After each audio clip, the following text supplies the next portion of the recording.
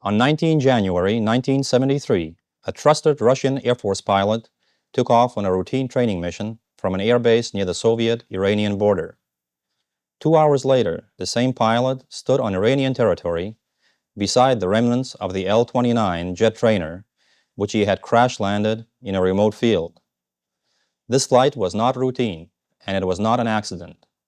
It was, in fact, the successful culmination of a 2-year plan for escape from the Soviet Union. Victor, as we shall call this man for the purpose of this film, was a 27-year-old senior lieutenant assigned to duty as an instructor pilot in the Air Defense Forces of the Soviet Union.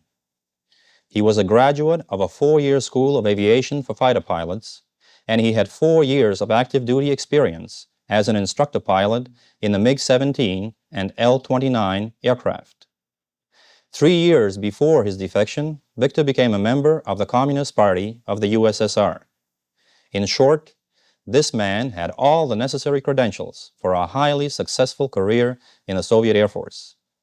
Yet he gave it all up for reasons that only he himself can best explain. Soon after his defection, Victor became known in the U.S. intelligence community as Defector Source 306.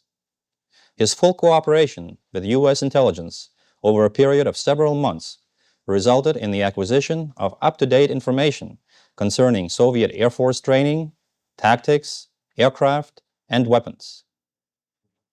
As a supplement to the formal intelligence debriefings, the Air Force Intelligence Service invited Victor to visit a number of Air Force and Navy bases for the purpose of personally briefing American pilots, navigators, staff officers, intelligence analysts, and cadets.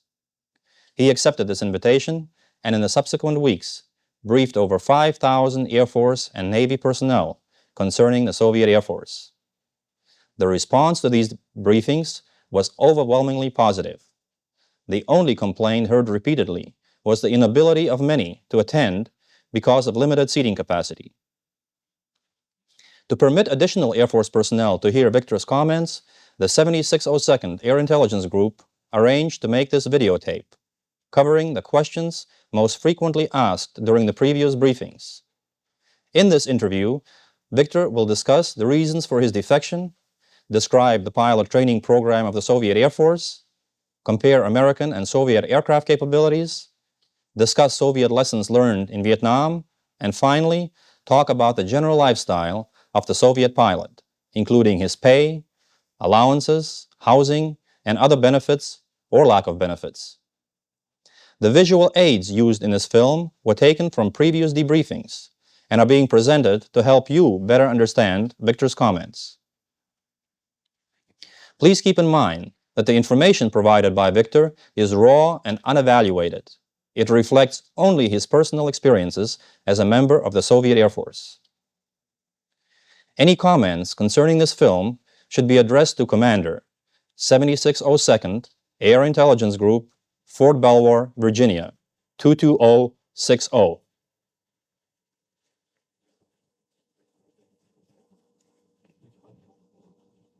This is Air Force Captain Kilikauskas inviting you to meet a Soviet defector. Victor, as an officer of the Soviet Air Force and a member of the Communist Party, you belong to a privileged class in the Soviet Union. What caused you to give up everything and defect to the West? Mainly, I left Soviet Union because of political reasons. In the Soviet Union, only one existing illegally allowed party is Communist Party. If you have knowledge of the communist ideology, history of the communist philosophy, you surely know that this philosophy was created approximately 130-50 years ago and actually wasn't changed from this time. And now practically impossible to find more or less common points between this philosophy and real life. At the same time, communists claim that this philosophy is the only one real understanding explanation of life, all aspects of life, and they claim that people who understand, who follow this philosophy, those people has right to impose their power on the whole society where communist philosophy is dominating communist type countries, societies. And they claim that those communist party have right to destroy any opposition, and they proclaim all another parties, or even sometimes in certain conditions neutral people, neutral elements within the country, as enemies, and destroy them, but destroy both as political organizations and private individuals.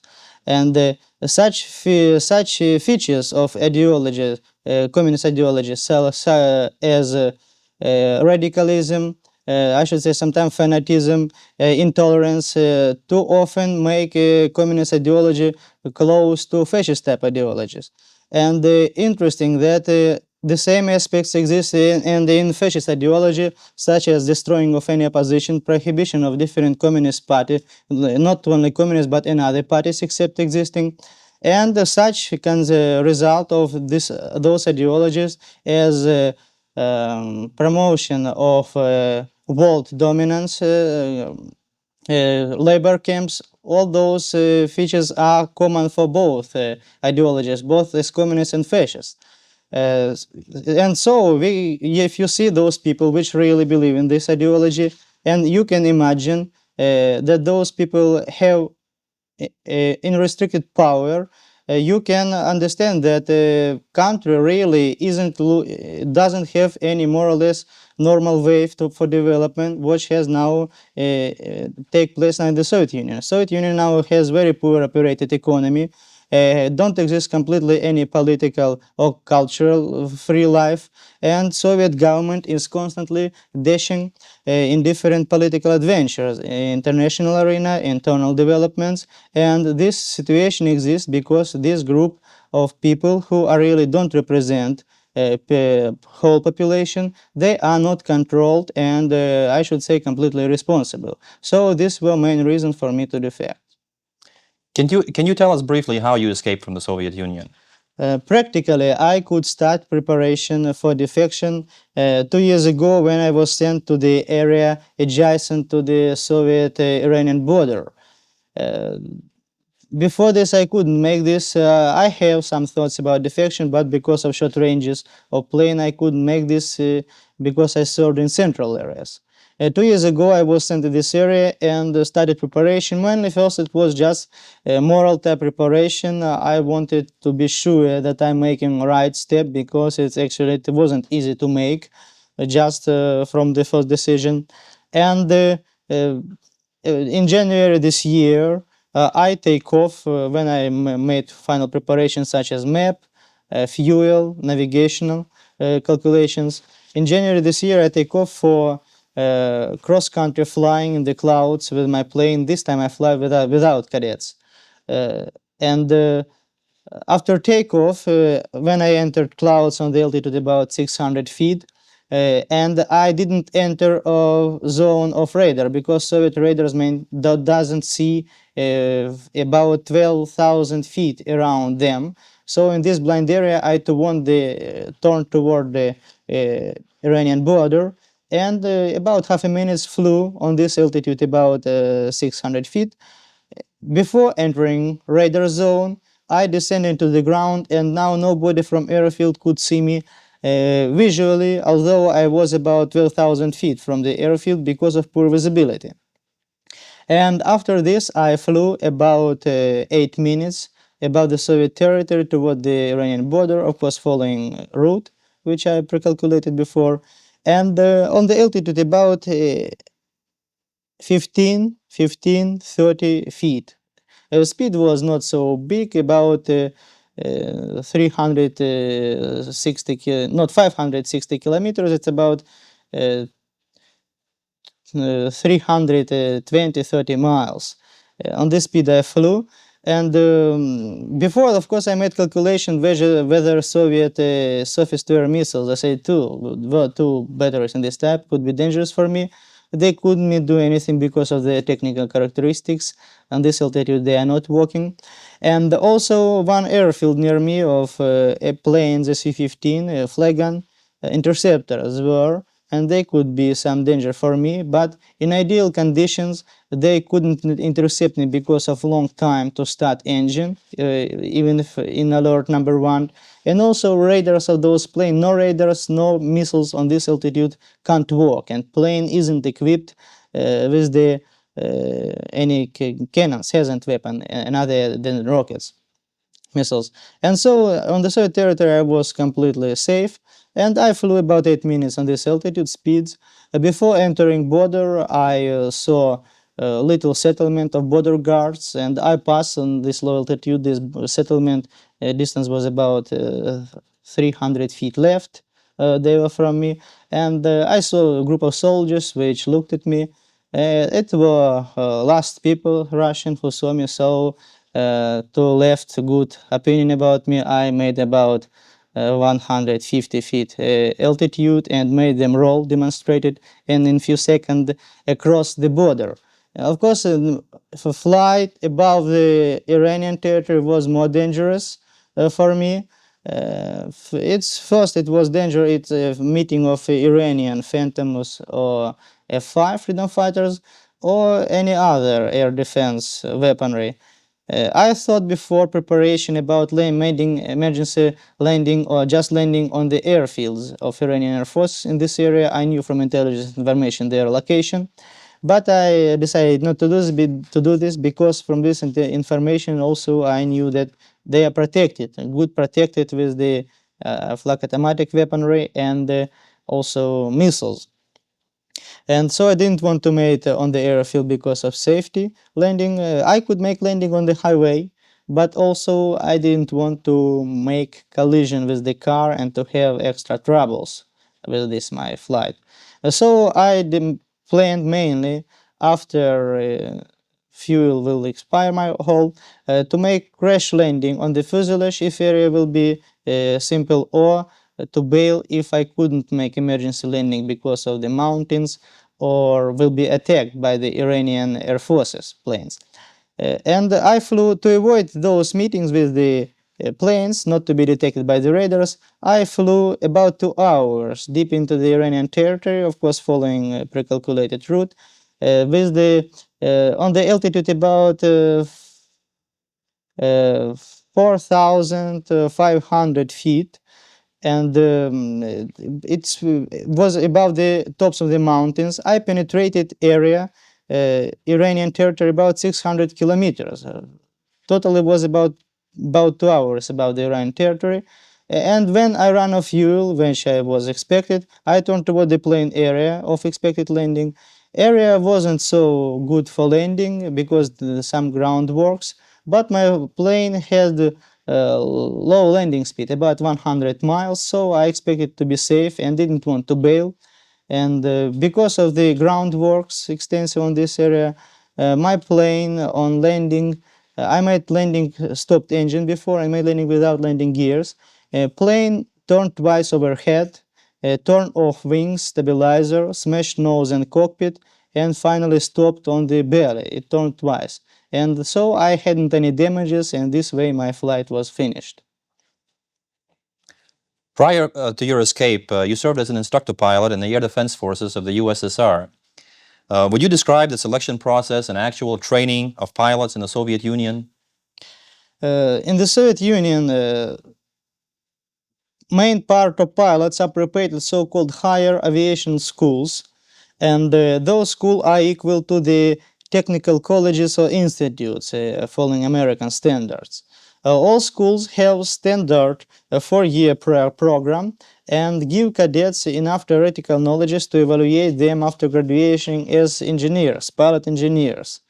Also, those schools, to compare with the American Colorado Springs Academy, give cadets also flying program, and program includes during this educational time, it includes about 210 hours total experience on different type of plane, half of this approximately solar. To be selected for education in this school, the main demand for you it's about it's not about, but you are to finish 10 years public school, equal to American higher school, and then to fit certain medical demand and to pass through special kind of political checking. Your background, your origin, your relatives are checked, and main questions which are covered it's political aspect questions. And after this, if you fit all those demands, you are allowed to join any military school which you would like to join. Interesting that cadet future is free to select school which he would like to be trained in, but he doesn't know what type of plane this school uses. He doesn't know whether he will be bomber or cargo pilot or fighter, because this information is secret. So for most of the pilots which pass through the school, a decision to become bomber, decision to become fighter, it is a strictly blind step, because they don't know before this any information about this. After joining school, those cadets first year have only theoretical sessions. It's mainly basics of engineering science, mathematics, physics, chemistry, electrotechniques. From the second year, they start technical aviational subjects such as aerodynamics, navigation, and other, and they start to fly.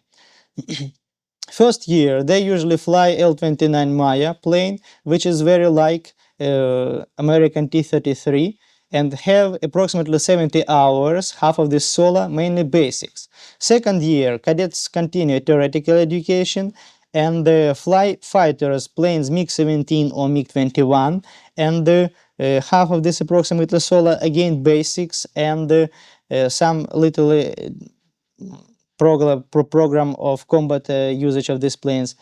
Cargo planes aviation, fly all type cargo planes Il-18, which is like American T-29, and bombers fly the same type plane, T-29. And last year, final graduation and the final program, and now the main difference in different type of school in flying programs.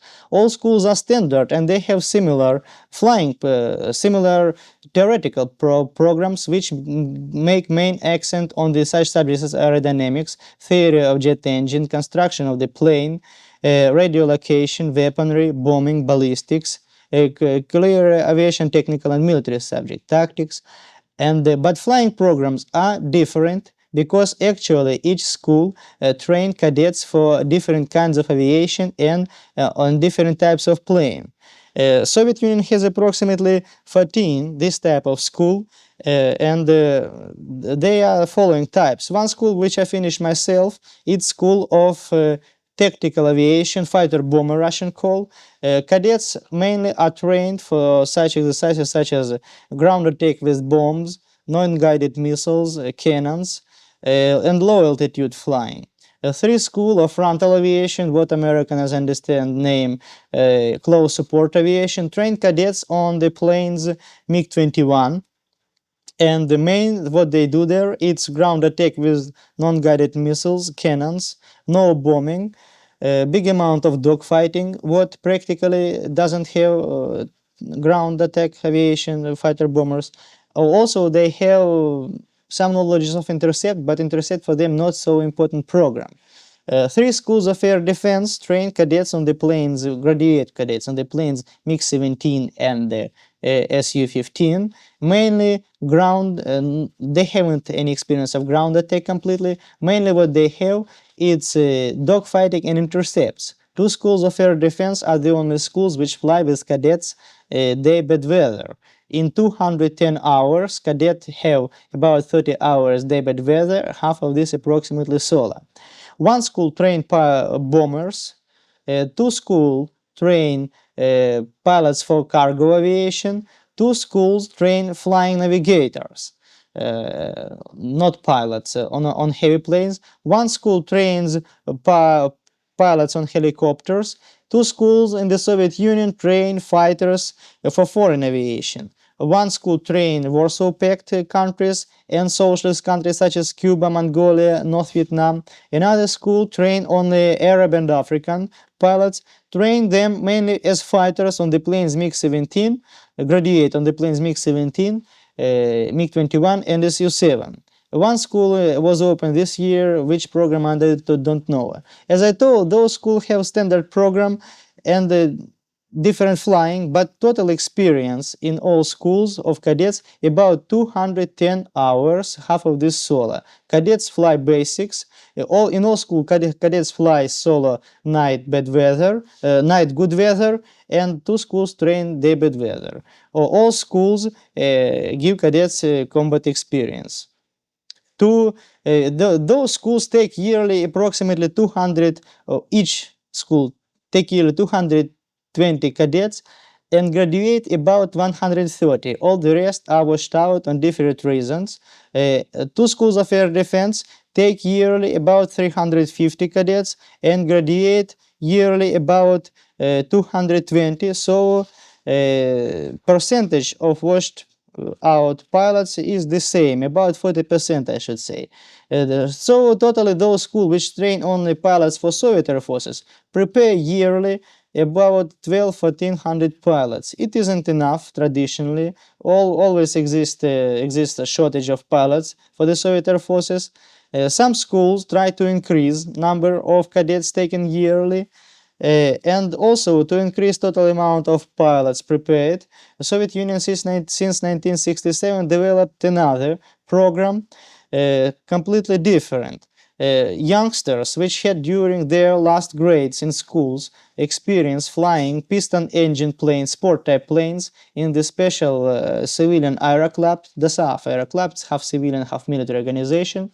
Those youngsters, after finishing public school, were proposed to join military aviation. If they allowed during 1 year training, they were trained in special centers or combat or the flying training regiments, 2 different boards, but programs they were given the same, about 60 hours experience on modern fighters. Mainly it's basics of flying, nothing more or less serious. 60 hours, of course, solo included. And after this, they were sent to the regiments to continue service. How many this type of pilots are prepared, I can't say because I didn't work in this system, but you can in different regiments see different percentage of this type pilots from 10, 15, and sometime if it's old type planes could be 80, 90% of this type pilots. Only commanders are another type. Usually graduator from high aviation school is lieutenant and engineer, pilot engineer. Graduator from this center, which I told you, usually junior lieutenant and hasn't any special education except 10 years of public school. So those are main boards which trained pilots for the Soviet Air Forces. One time, and I think it's now little groups of civil aviation pilots, graduates from civil aviation school, also were drafted to the army to fly as officers, but it's not so common. Could you give us some more specific information on the washout rate in the Soviet pilot training program? Usually, first year when cadets are in school, about, I should say, 5% of cadets are washed out mainly on because of health and discipline. Main group, second, about 15%, are washed out when cadets start flying first plane L-29. Usually squadron of cadets, about 50 men, 7 regular average cadet washed out during 1 year of training, 7 men from 50. I was in different school, in different squadrons, and the percentage is the same. So 15% only are washed out, being disqualified as pilot. And then later cadets are washed out, about 20% of cadets during 3rd and 4th years of being in school when they start flying. Mainly it's because of health and poor discipline. Very rare event when cadet is washed out because of poor theoretical knowledge, because it's not decisive. Few cadets usually reject to continue flying training. What interesting that because of non-flying, the disqualified as pilot cadets are washed out only on first year, and after this usually haven't more or less serious troubles being retrained on modern planes. Victor, how many classes of pilots are there in the Soviet Union, and how are they upgraded? Usually, to evaluate pilot as pilot, Soviet Union has aviation of the Soviet Air Forces Air Defense have three classes. System which include three classes. Graduates from any school, which have, I told before, about 210 hours, usually don't fit demand for any class, and they graduate without any class. Easiest and first class which they get, it's third class, lowest class. Main demand for you, it's to have a fighter approximately 350 hours. And of course different demands, night flying, solo flying, combat exercises, but all those demands except total amount cadet usually fit being in school. So after having extra about 130-150 hours flying experience, young lieutenant is given third class. It's for average pilot will be 1 or 2 years after graduation. Second class, total experience demanded about for fighter 550-600 hours, from 550 to 600 hours. Demand pilot must to fly day bad weather, and some planes have demand to fly night bad weather. And again, certain amount of exercises. Average pilot fighter is giving this class in 4 to 2 years after graduation. And the first class pilot's highest classification as pilot, it's pilot which has a fighter approximately 800 hours experience. It's all-weather pilot, day bad weather, night bad weather, and again about 20 different demands, fits. Average pilot make first class from 4 to 5-6 years after graduation. Of course, those figures are approximate and could exist different declination, but average pilot keeps in these years, make class in these years. What opinions did you and your colleagues have about American capabilities of the American versus the Soviet aircraft? Soviet pilots, cadets, beginning from the cadets benches, pilots are obliged to learn characteristics of American planes. Information which is provided is very good, vast, and it's clear as technical information. Nothing strange with this, because this type of information isn't secret within the United States, and of course it's always is analyzed, translated, and actually delivered in any aviation school and combat regiment. Exists literature, exists sketches, pictures, cuttings, of course pictures, and pilots have good access to the information about American planes. First, they could learn themselves, and after they are obliged to know main characteristics, combat, technical characteristics of the plane. Knowing this, pilots usually have good opinion about American planes, a professional opinion as engineers, as technicians, as pilots.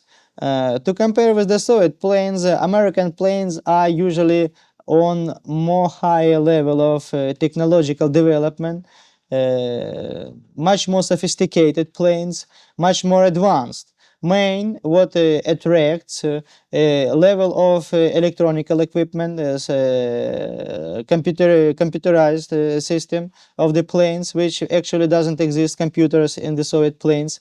Perfect navigational equipment, good engines, and especially automatization of engines, characteristics of engines. And as for combat pilot, the most is attractive range of the plane, which is usually, I should say, 3 times higher average American plane to compare with the Soviet. Total amount of weapon for different times, approximately it will be from 2 to 4, 6 times higher. And the characteristics of weapon. Radars of American planes approximately have ranges twice higher to compare with the Soviet, and missiles as well. I spoke before about total amount, but characteristics of American missiles are usually twice ranges bigger than or higher than Soviet plane have. Those figures are the most attractive, and of course to take common I told technological level, culture, engineering culture of the plane production, it's usually plane much more attractive than the same type of the Soviet planes. Victor, could you tell us how much a Soviet pilot knows about his counterpart in the United States, and what does he think, what are his opinions of the capabilities of the American pilots? I told you that mainly what we had It was information about planes and mainly opinion good high exist about planes itself and mainly about air forces, but it was based on the planes which are used by those air forces. I tried to find some information about American pilots. Usually I couldn't find more or less on the early stages because it was peacetime training and really was difficult to have opinion what are pilots as pilots reading peacetime programs. During Vietnam War, each regiment was given yearly few bulletins, secret information about experience of American Air Forces in the Vietnam. And pilots were very enthusiastic reading, learning those materials. First, it was first time only experience of modern aviation in the modern war. And another, it was just to check what are those planes in action, really American, about which Soviet pilots traditionally have good opinion. And this information developed as well good opinion about American pilots as pilots and air forces as combat force. This information covered mainly such as maneuvers which are used by planes, formation, time of the day when it happened, measures which were taken by the North Vietnamese, effectiveness of different weapons, cooperation in the air, and some kind of analysis was made, and usually both this description of those bulletins and common opinion which existed, it was, I should say, too favorable for American pilots. Pilots appreciated very high their efficiency, their combat performance in the Vietnam War. Could you tell us something about the morale of the Soviet pilots and what are some of the most common complaints voiced by Air Force personnel in the Soviet Air Force? Pilots usually, Soviet pilots, I should say pilots anywhere, they first, of course, professionals, and most of them like their job and satisfied with their profession. Completely don't exist this artificial man who created by the Soviet press, by the Soviet maybe radio, TV, man who isn't sleeping, who isn't eating, who is only reading communist literature and thinking about the common world revolution. Those people don't exist not in the Soviet Union, in the civil population, and within the army. Pilots are, I should say, professionals more than politicians or another people. And usually they like their job. Most enthusiastic about flying are usually young pilots, which usually would like to fly more than they have. Experienced pilots are moderate, and old pilots mainly are even more than moderate. They would like to fly less. I was asked too often about morale, whether Soviet pilot would like to fight in the combat situation. Surely volunteers always will be found, because I should say for real pilot, for combat pilots, only one real criteria of your performance is real combat situation. And very easy will be to find pilots which with enthusiasm will get in this war. But surely those desire will not have any completely political ideological background. I spoke with few pilots which flew in Korea, fought Americans, and those men they haven't completely any kind of ideological grudge toward the United States within this time, toward the American pilots whom they fought in Korea, and they have now warm romantic feelings about this war and about those engagements. And as I understand, they consider this war like some kind of sport training. But they were pleased, they were there, and it was their desire, their will. So, as combat pilots are, I should say, Soviet boisterous people. What are some of the complaints that you hear in the Soviet Air Force? These complaints most common. No, of course, exist too poor living facilities, too often problems serious exist, support, supply, but most serious, it's quality of peacetime training. In the Soviet Union, now on pilot in each everyday flying peace situation, and on pilot are imposed serious and I should say sometimes unreasonable artificial restrictions, and training of pilots flying is actually too far from real combat situation, and of course affect seriously combat abilities of the pilots, and these complaints exist on all stages, but usually it's not changed.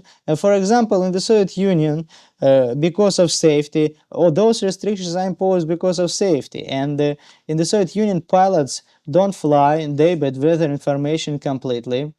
Pilots, because of safety, don't make landing information in all conditions, are allowed to make only take off information in day good weather, night good weather, and day bad weather. Cadets pilots don't fly information because of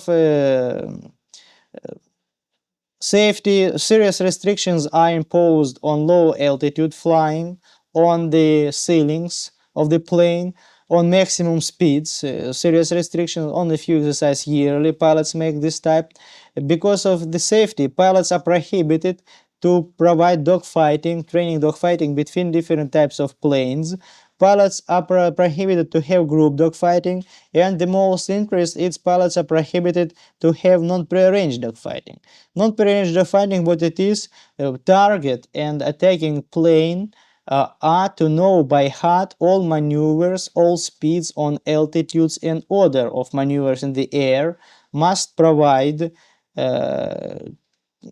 constant cooperation between them with the radio and whatnot, and of course in real combat situation very difficult will be to achieve this cooperation with the enemy. Let's say everybody understand. And also because of, it's not of course regulations, but big amount of devices exist which try to make organization and equipment to make easier different combat exercises such as dogfighting and intercepts. And also I think this type of organization will not be used during real combat situation. This main what produced the satisfaction of pilots during this training. But it isn't change, and main aspect of at all training it's safety, and all work is provided for the demanded safety of flying.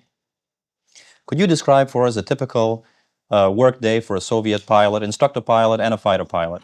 Usually two types of day exist, flying day and preliminary preparation day, or sometimes called ground day.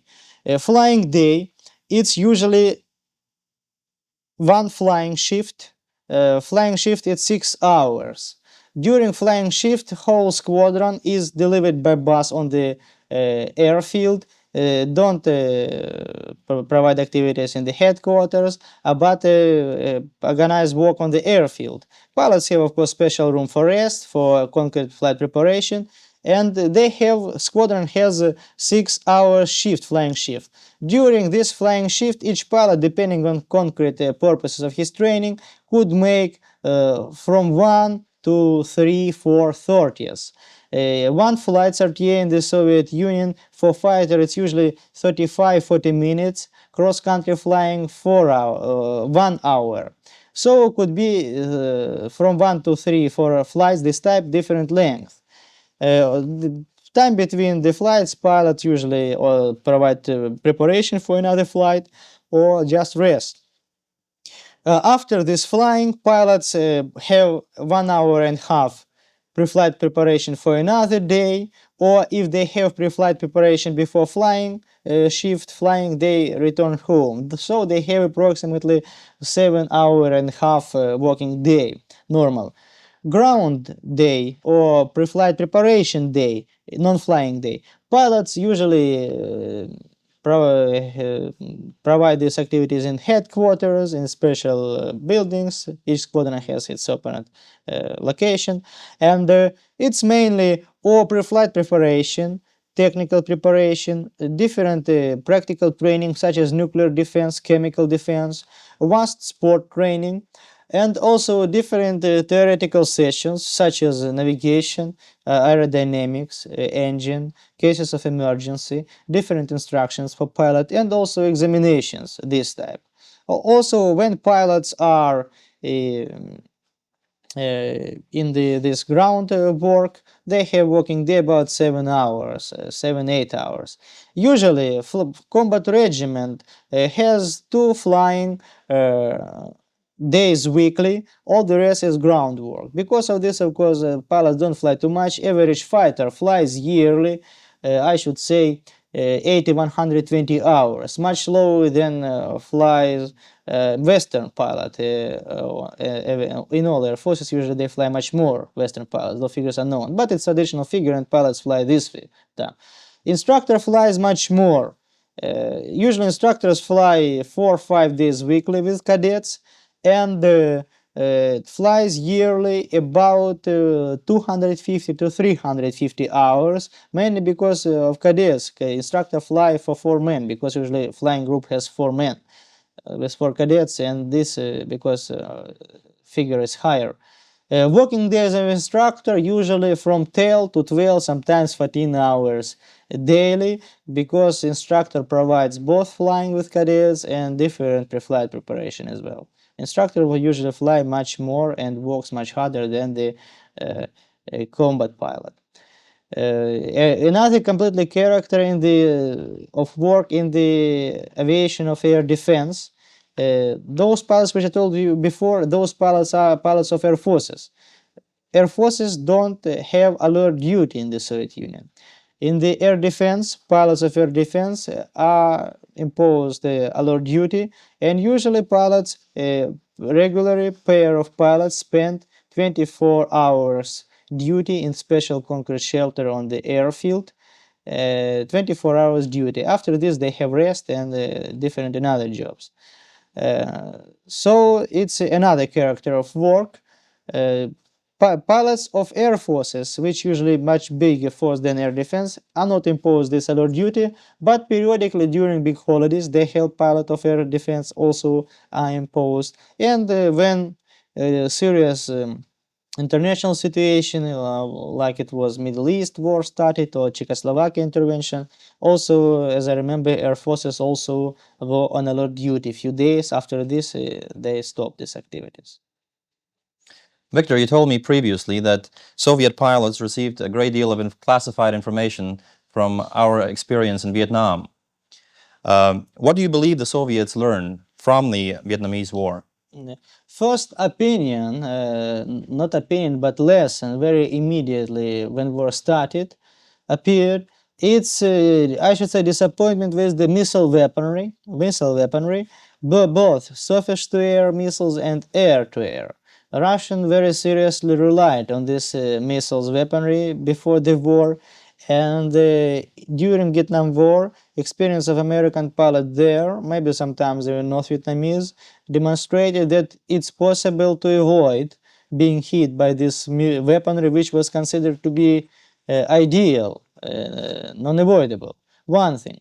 Another, such characteristics for planes like maximum speeds and altitudes, which were considered to be decisive for modern planes, were found to be really non-decisive, because modern planes actually don't fly in combat situation, nor on those maximum speeds, no maximum altitudes.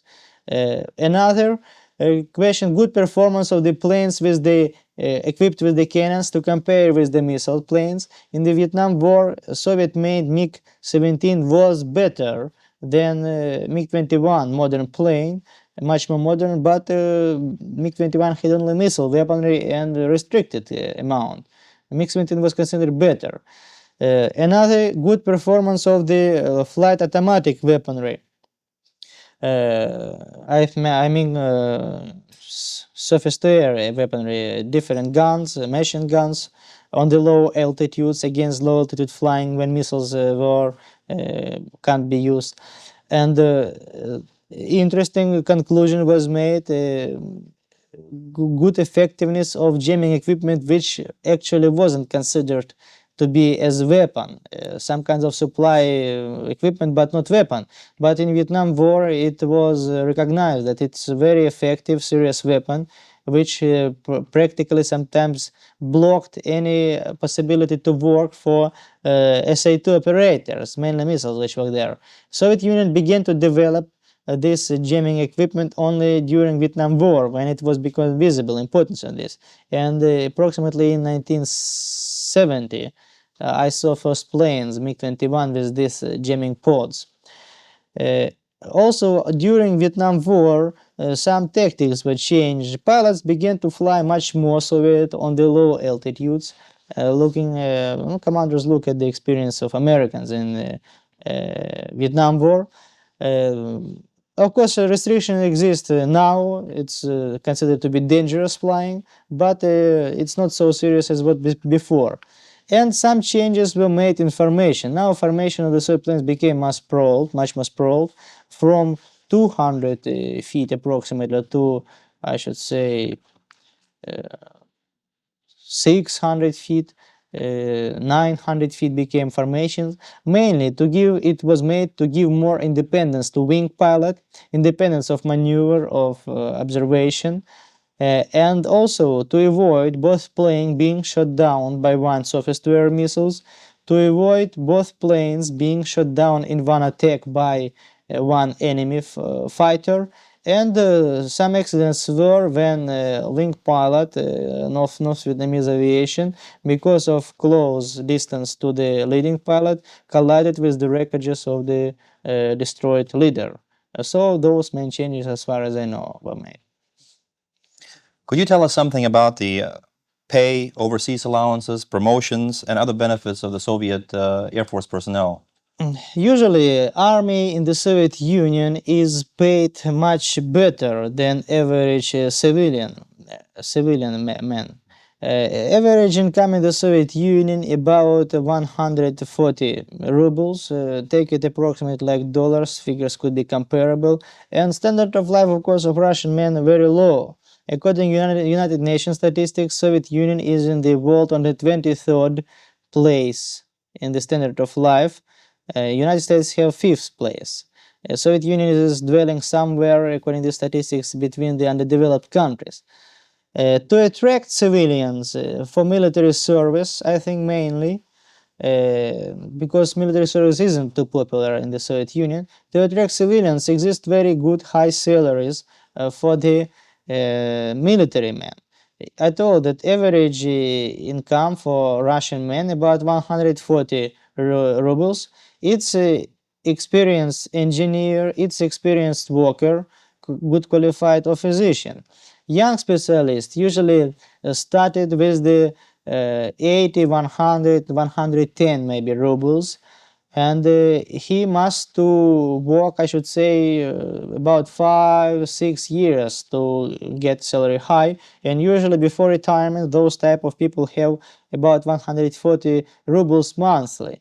And of course exist higher salaries, but it's very few groups such as executive engineers, chief engineers, directors of the plants, they are paid higher, but average income will be what I told you.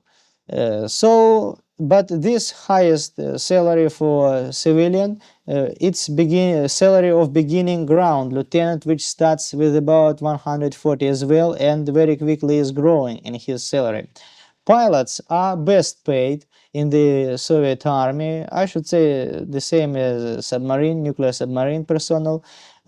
Lieutenant starts pilots with the food money, food allowance. Total his income monthly will be about 220 rubles.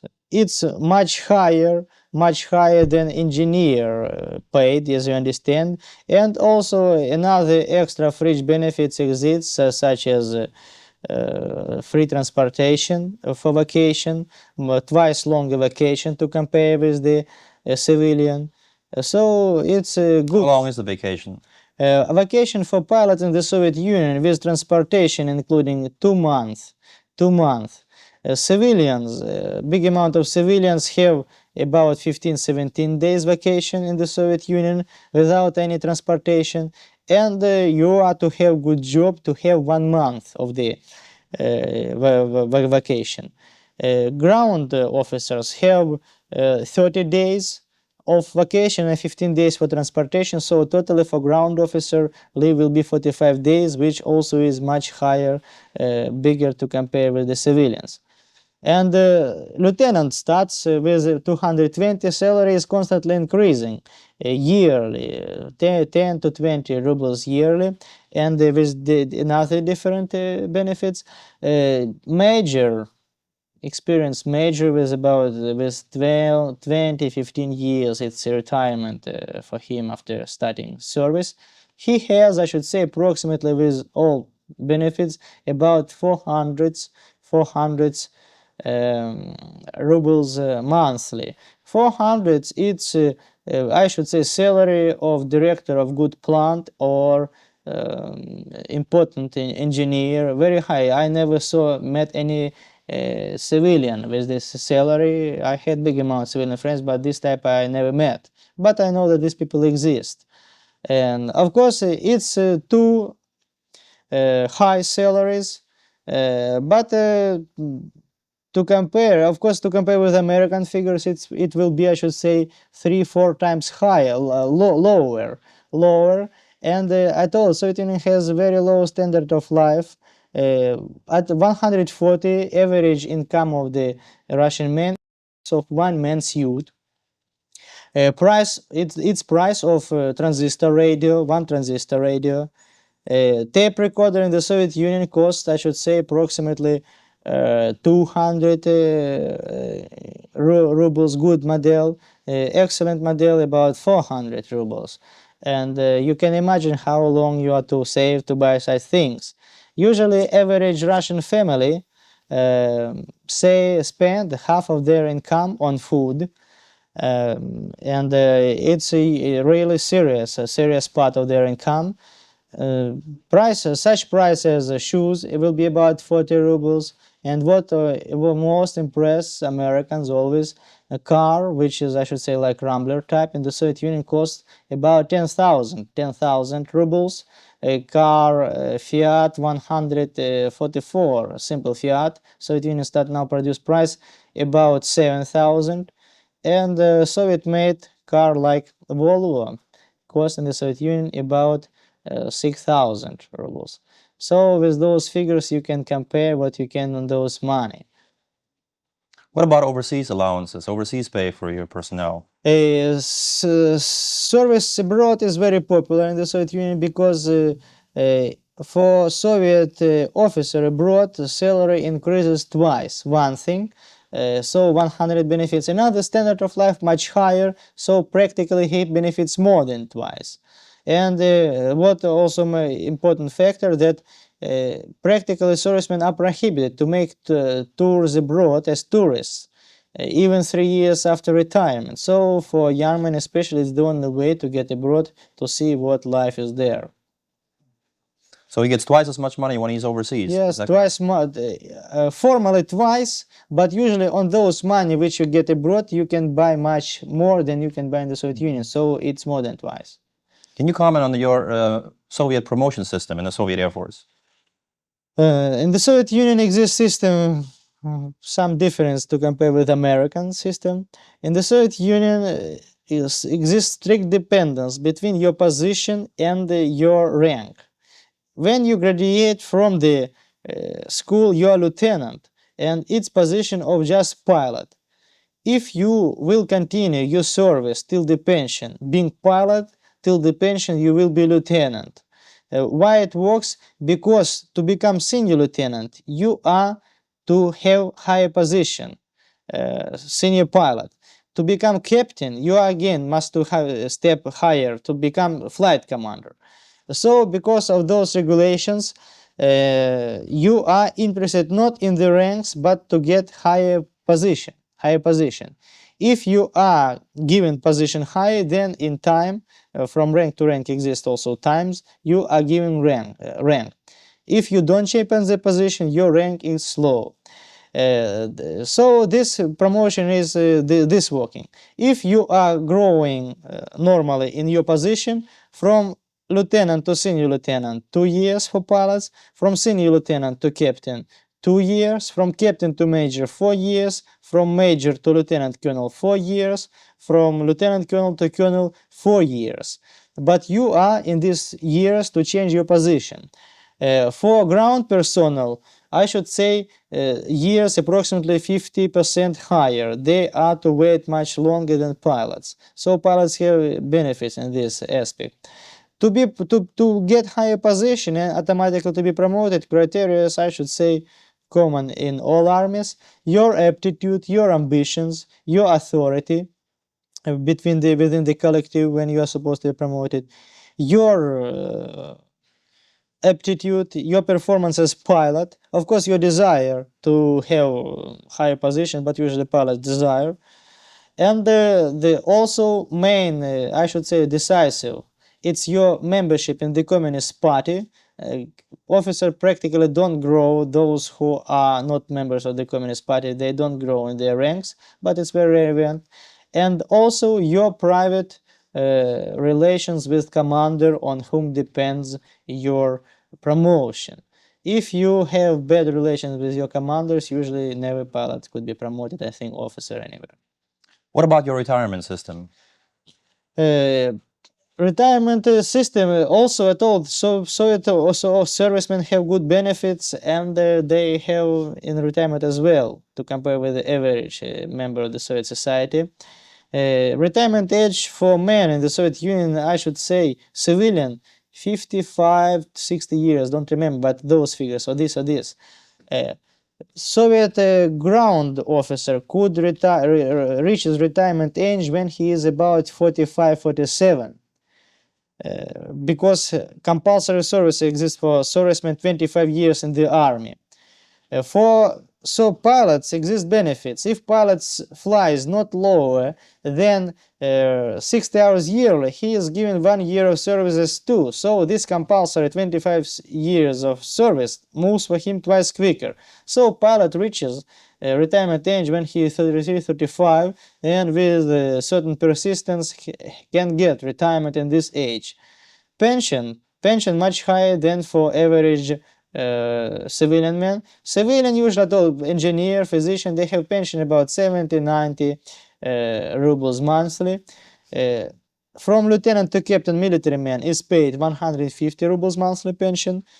From major to colonel, approximately, not approximately, but 200 rubles monthly. So it's very good according to service standards.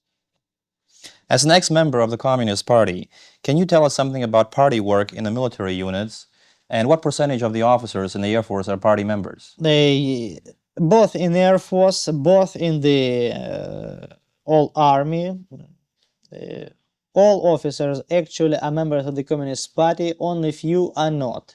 Of course, it's nonsense that they devoted to the Communist Party, that they are united around it. It's not right, not for the Soviet Union, nor for the Soviet Union at all, nor for the army.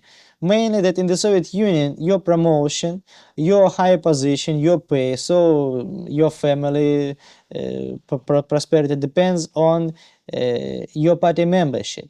And usually people who are whose future depends on promotion, they join Communist Party.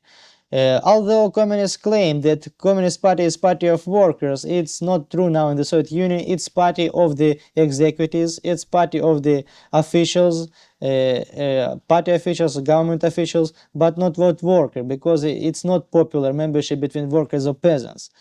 And the communists in the army, communists in the society are united in the Communist Party organization, and usually don't have any obligation, don't provide any work. Work is provided mainly by appointed party officials, who are really the only force even within the party and society. Communist Party usually isn't more or less serious political force in the Soviet Union, except its top group.